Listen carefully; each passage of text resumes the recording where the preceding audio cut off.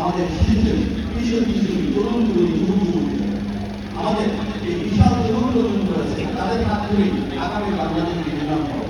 আর সেখানে সর্বোচ্চ প্রাধান্য দিয়ে জনগণ থেকে নির্বাচিত গণপ্রজাতন্ত্রী বাংলাদেশ সরকারের মাননীয় প্রধানমন্ত্রী ওনার অত্যন্ত আস্থা ভালো সেই মানুষটি আজকে এই মহানগরের দায়িত্ব নিয়েছেন।